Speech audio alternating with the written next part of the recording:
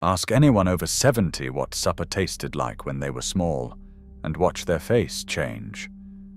It was not grand. Half of it came from a saucepan that had seen 40 Christmases, and the other half from whatever the butcher had going cheap on a Thursday. But it was warm, it was filling, and it was made by hands that knew how to stretch a shilling until it squeaked. Today, most of these dishes have slipped off the table entirely, beaten out by ready meals and freezer drawers. Some of them you would struggle to find anywhere. So pull up a chair, because we are counting down 25 British comfort foods that pensioners grew up on and almost nobody bothers to cook now. Let's begin with number 25. Number 25, brown Windsor soup. Once opened dinners in boarding houses and railway hotels the length of the country. A thick brown broth built from cheap beef shin, onions, and a slug of sherry if the cook was feeling generous. It earned a reputation for being the color of a wet pavement and twice as gloomy. Yet in the 1950s, it sold by the gallon in seaside guest houses, where a bowl cost the landlady mere pennies to make and bought a great deal of goodwill at the start of a meal. The smell of slow, simmered beef and barley crept up the staircases of Blackpool and Llandudno, promising tired guests that something hot was coming. Children remember the deep, savory warmth of it, the way it stuck to a cold spoon. Yet as tinned and packet soups arrived, brown Windsor was quietly dropped from menus, and today it survives mostly as a punchline about dreary British food. Few cooks could even tell you the recipe. Number 24, junket was the wobbling milk-white pudding that soothed nurseries and sick rooms across post-war Britain. Made by warming fresh milk with a spoonful of rennet, it set without heat into a soft, trembling curd that slid down a poorly child's throat with no chewing required. A bottle of rennet cost a few pence and lasted weeks, and the milkman delivered the rest to the doorstep each morning. Mothers dusted the top with grated nutmeg and a spoon of sugar, and grandmothers swore it settled an upset stomach better than any medicine the doctor could prescribe. The texture divided households as sharply as anything on this list, loved by some for its silkiness, refused by others who found it unsettling. As yogurts and packet desserts filled the shops, junket vanished almost completely. Today it is a curiosity, a pudding most people under 60 have never tasted and could not name. Number 23. Potted meat turned the last scraps of Sunday's joint into a treat that lasted all week. Cold roast beef or ham was minced fine, pounded with butter, mace, and a whisper of pepper, then pressed into little pots and sealed under a layer of clarified fat that kept it fresh on the cold larder shelf. By the late 1950s, potted meat appeared in nearly one home in 3 each week, spread thick on doorstep slices for a working man's sandwich. Children ate it after school, wincing at the strong, concentrated flavor, while mothers took quiet pride in wasting not a morsel of the weekend roast. Every family guarded its own blend of spice. Yet when supermarkets stacked their chill cabinets with uniform packs of sliced ham, the little ceramic pots disappeared from kitchen windowsills. Today, potted meat lingers only in old-fashioned delis and the memories of those who scraped the very last of it. Number 22. Deviled kidneys sizzled their way onto breakfast tables. In an age when offal was ordinary and nothing went to waste. Lamb's kidneys, bought for a few pence at the butcher's block, were trimmed, tossed in mustard and a shake of cayenne, then fried hard and fast in butter until the edges caught and the sauce turned glossy and fierce. Served on hot buttered toast, they were the breakfast of choice in country houses and aspirational terraces alike. The sharp, peppery smell filled the kitchen on a Sunday morning, waking the house before the kettle had even boiled. Children watched warily as fathers tucked in with relish, learning that the strong mineral richness was an acquired taste. Yet as cereal boxes and bacon rashers took over the morning, the deviled kidney slid from the menu. Today it survives mainly in old hotels, and the pages of cookbooks no one opens. Number 21, pilchards on toast with a cheap and cheerful tea that kept families fed when the purse ran flat. A tin of pilchards in tomato sauce, shipped up from Cornwall and sold for pennies, was warmed in the pan and tipped over thick slices of buttered toast, allowing the oily fish to soak into the bread below. By the early 1960s, the tinned pilchard was a staple of the working-class larder, kept as insurance against a lean Friday. The smell, sharp and salty, was unmistakable, drifting through terrace kitchens at the end of a long week. Children either loved the soft, rich flesh or pushed it round the plate in protest, while mothers reminded them it was good for growing bones. Yet as tastes turned and tinned tuna took its place, the humble pilchard fell from favor. Today, most people walk straight past it on the shelf, never knowing it once kept a nation going. Number 20, mock cream was the clever post-war dodge that put a luxury back on the table when real cream was dear or simply not to be had.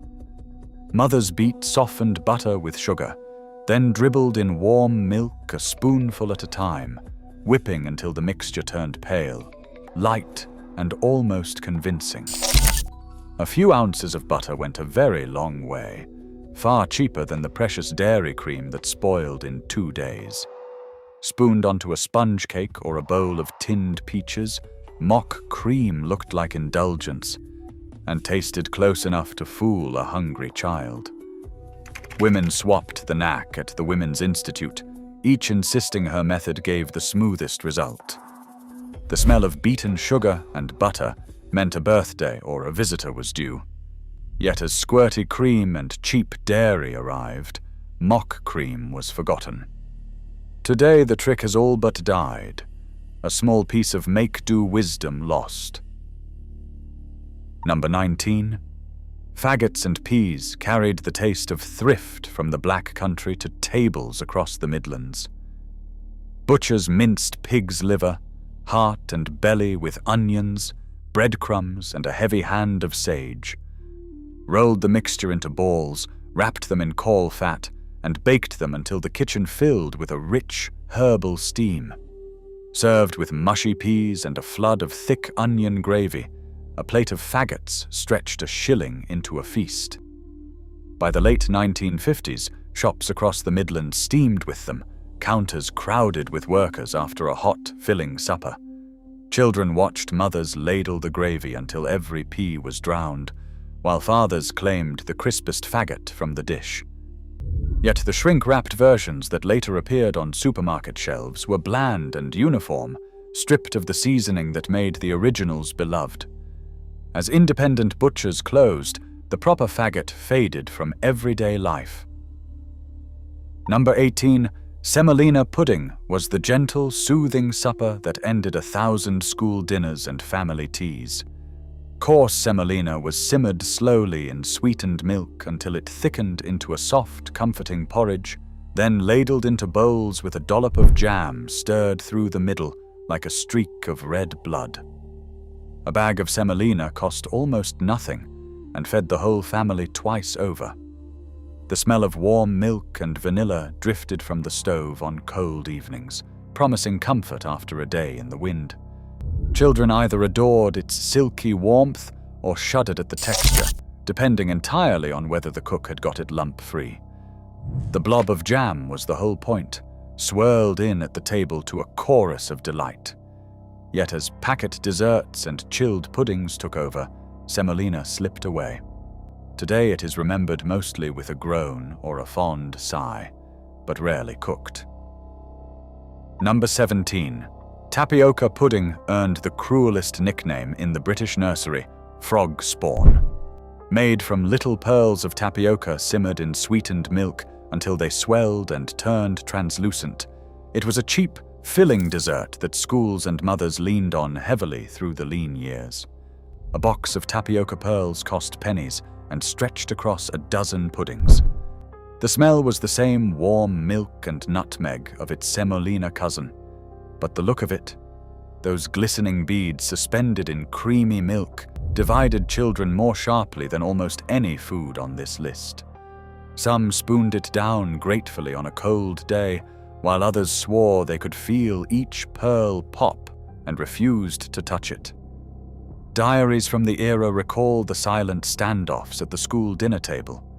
Yet as smoother, sweeter puddings arrived in packets, tapioca was quietly retired. Today it survives only in memory, named more often than it is eaten. Number 16. Sago pudding completed the trio of nursery puddings that defined a generation's childhood. Sago, the starchy pearl drawn from the palm tree, was simmered in milk and sugar until it set into a thick, gloopy comfort that filled the smallest budget and the hungriest child. Imported cheaply and sold by the bag, sago was a workhorse of the post-war pantry, a way of turning milk and almost nothing into a hot pudding. The scent of it bubbling on the hob meant the end of supper was near. Children grouped it with semolina and tapioca as the great nursery trinity, food to be endured or relished depending on the day and the cook. A dusting of cinnamon or a spoon of jam lifted it from plain to bearable. Yet as British puddings turned glossy and commercial, sago vanished from the shops almost entirely. Today you would struggle to find a single packet, let alone a cook who remembers the knack. Number 15. Welsh rarebit was cheese on toast, elevated to a small art, a supper dish that turned a few ounces of cheese into something rich and savory. Strong cheddar was melted slowly with a splash of ale, a spoon of mustard, and a shake of Worcestershire sauce, then spread thick over toast and grilled until it blistered and bubbled gold. By the 1950s, rarebit was the standby supper of the thrifty kitchen, a way of making a little cheese feel like a proper meal. The smell of melting cheese and beer drifted through the house on a Sunday evening, promising warmth and savor. Children watched the top blister under the grill, fighting over the crispiest corner where the cheese had caught. Yet as fast food and toasted sandwiches took over as the quick supper, the proper rarebit, with its ale and mustard, gave way to plain cheese slapped on bread. Few now make it the old way. Number 14. Cullen skink carried the smoky soul of the Scottish coast into kitchens far inland. A thick soup of smoked haddock, potatoes, onions, and milk, it was born in the fishing village of Cullen and spread south as a warming answer to a bitter northern winter. Smoked fish was cheap and kept well, and a single fillet flaked through a pot could feed a whole family with bread on the side. The smell of smoked haddock and simmering milk filled the kitchen, rich and unmistakable, a signal that something hearty was coming. Children dipped hunks of bread into the creamy broth, fishing for the soft flakes of fish, while parents savored the deep, smoky warmth of it. Oral histories from the Northeast recall the pride of a properly made skink, thick enough to stand a spoon in. Yet as packet soups and ready meals swept through, Cullen skink retreated to restaurants and tourist menus, rarely made at home now. Number 13. Brawn made use of every last scrap a pig could offer, arriving at the table in thick, trembling slices that tested the nerve of the unaccustomed. A pig's head, trotters, and offal were simmered for hours, the meat shredded and set in its own savory jelly until firm enough to slice. By the early 1950s, brawn was a fixture of the cold supper, sold by the wedge at butcher counters for a few pence a portion. The taste was rich and porky, the texture dense, and the look of it unsettling to anyone not raised on post-war thrift. Children often refused it outright, while grandfathers ate it with relish, spread on bread with a dab of mustard. Oral histories recall the long simmer and the quiet satisfaction of a meal conjured from what others threw away. Yet brawn could not survive the supermarket age, and today it is a rarity found only in specialist shops. Number 12. Peas pudding clung to the northeast as stubbornly as the coal dust on the windowsills. Split yellow peas were boiled for hours, then mashed with butter, salt, and a crack of pepper into a smooth golden paste. Served alongside boiled ham or pressed into a sandwich, peas pudding was the taste of Tyneside, as much a part of the region as the shipyards themselves. In the early 1960s, market stalls in Newcastle sold it hot by the ladleful, scooped into greaseproof paper for workers heading home. The smell, thick and earthy, drifted through the covered markets. Children grew up chanting, "Peas pudding hot, peas pudding cold," never questioning why it appeared at nearly every meal. Yet supermarkets had no interest in a regional paste that could not cross county lines, and the sealed tubs that appeared bore little resemblance to the buttery original. Today it survives in a handful of traditional shops, a curiosity rather than a staple. Number 11. Kedgeree brought a flash of empire to the British breakfast table, a curried mix of smoked haddock, rice, and hard-boiled eggs that came home with returning families and stayed for generations. Flaked smoked fish was folded through buttered rice spiced with curry powder, then crowned with quartered eggs and a scatter of parsley. It was cheap to make, used up leftover rice and fish, and tasted exotic in an age of plain fare. By the 1950s, Kedgeree was the proud centerpiece of a weekend breakfast in many a middle-class home, the warm scent of curry and smoke filling the house before church. Children remember the gentle spice, mild enough not to frighten, but exciting enough to feel special. Yet as breakfasts shrank to cereal and toast, the labor of a Sunday Kedgeree fell out of fashion. Today it appears mostly as a brunch novelty, the everyday version long gone from the family table. Number 10. Eccles cakes carried the sweet pride of Lancashire across Britain, little parcels of flaky pastry bursting with buttered currants. Bakers rolled the rich pastry thin, heaped it with currants, sugar, and a knob of butter, then folded and flattened the cakes until the fruit pressed dark against the crust, slashing the tops so the steam could escape. By the 1950s, Eccles cakes filled bakery windows across the north, sold for a copper or two and eaten warm with a slice of crumbly Lancashire cheese.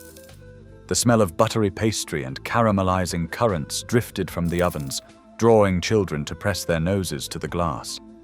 Families argued whether the cheese alongside was sacrilege or genius. Yet as mass-produced versions in cellophane took over, the proper handmade Eccles cake faded. Today they sit forgotten on the bottom shelf, a far cry from the warm, sugar-topped treats that once defined a northern tea time. Number 9. Spam fritters were the cheerful child of wartime want, a dish that turned a tin of pink luncheon meat into a treat children genuinely cheered for. Thick slices of spam were dipped in a simple flour and water batter, then fried until the coating turned crisp and golden, and the meat inside warmed through. A tin cost little and kept indefinitely, the perfect insurance for a lean week. By the 1950s, spam fritters had become a Friday favorite and a school dinner fixture, served with chips and a dollop of ketchup. The sizzle of batter hitting hot fat was a sound that brought children running, and the crisp, salty result was devoured without complaint. Oral histories recall the rare delight of fritter day in the school canteen. Yet as fresh meat returned and tastes shifted, the spam fritter became an object of gentle mockery. Today few would dream of making one, and a generation has missed out entirely. Number 8. Stewed prunes and custard ended countless meals with a soft, sweet, and faintly medicinal flourish. Dried prunes were soaked overnight, then simmered with sugar and perhaps a strip of lemon peel until they plumped and softened into a dark, syrupy fruit. Cheap, long-keeping, and reputed to keep one regular, prunes were a fixture of the post-war pantry. Drowned under a jug of thick yellow custard, They made a pudding that cost almost nothing, yet filled the table with comfort. The smell of stewing fruit and warm custard drifted through the house on a Sunday afternoon. Children eyed the wrinkled fruit with deep suspicion, counting the stones on the side of the plate in the old fortune-telling rhyme. Yet as fresh fruit and flashy desserts arrived year-round, the humble prune fell out of favor. Today it is remembered with a wince more often than a smile, and rarely served at all. Number 7. Rissoles were the thrifty cook's answer to a Monday with no money, and Sunday's leftovers to use up. Cold roast meat was minced fine, bound with mashed potato, onion, and a beaten egg, shaped into patties, rolled in breadcrumbs, and fried until crisp and golden. The dish wasted nothing and stretched the last of the joint into a whole second meal. By the 1950s, rissoles appeared on tables across Britain on the day after the roast, a ritual as fixed as the calendar. The smell of frying meat and breadcrumbs meant the weekend's bounty was being spun out one more time. Children loved the crisp coating and the soft, savory middle, dunking each one in brown sauce or gravy. Oral histories recall the quiet pride of a meal made entirely from scraps. Yet as freezers and ready meals removed the need to use up leftovers, the rissoles quietly disappeared. Today, the very word sounds old-fashioned. Number 6. Blancmange wobbled at the heart of every childhood birthday party in post-war Britain, a glistening dome of pink or chocolate-set milk that was the pride of the tea table. Cornflour-based powder was whisked into hot milk and sugar, then poured into a fluted mold and left in the cold larder to set into a smooth, trembling shape. A packet cost a few pence and made enough to feed a crowd of children. The thrill of turning the mold out without it collapsing was a genuine drama, the finished blancmange shimmering on its plate to gasps of delight. Children watched it quiver as it was carried to the table, the centerpiece of every party spread. The texture, smooth and faintly rubbery, was loved and mocked in equal measure.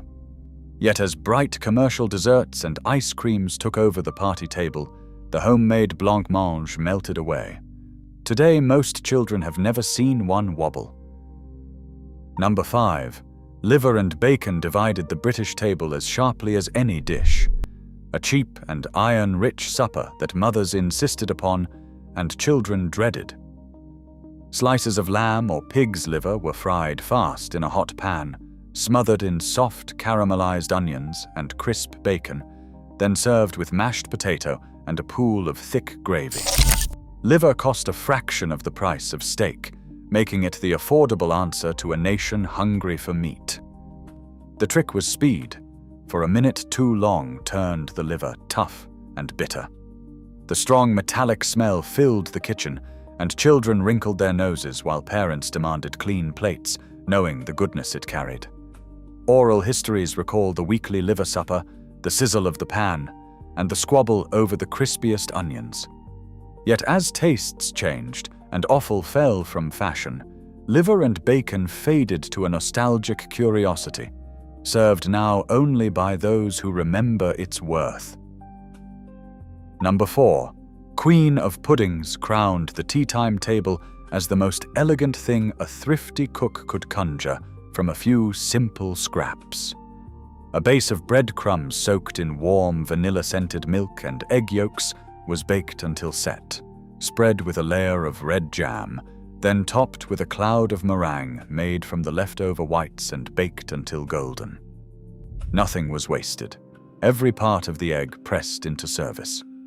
By the 1950s, the Queen of Puddings was the dish to bring out for a visitor, proof that a cook could make grandeur from stale bread and a spoon of jam. The smell of baking meringue and warm jam drifted through the house, promising something special. Children waited for the crack of the crisp meringue and the soft custardy layer beneath. Yet as packet desserts took over, this small triumph faded. Today, few cooks attempt it, and fewer children have tasted its 3 perfect layers. Number 3. Manchester tart turned the school dinner trolley into a thing of genuine longing. A short crust pastry case was spread with a layer of raspberry jam, filled with a thick, set custard, and finished with a scatter of desiccated coconut and a single glaced cherry in the center. Cheap to make and easy to slice for a hungry classroom, it was a fixture of school canteens and family teas across the north. The combination of crisp pastry, sharp jam, smooth custard, and coconut was a small masterpiece of texture. Children queued for it, eyeing the squares for the one with the biggest cherry, while dinner ladies sliced it from great trays. Oral histories recall the joy of Manchester tart on the menu and the gloom when the trolley rolled past without it. Yet as school dinners modernized and home baking declined, the Manchester tart all but vanished. Today it survives in nostalgia and the occasional retro cafe, a taste of a vanished classroom. Number 2. Gypsy tart held a near mythical place in the schools of Kent and far beyond, a pudding so sweet it could make a child's teeth sing.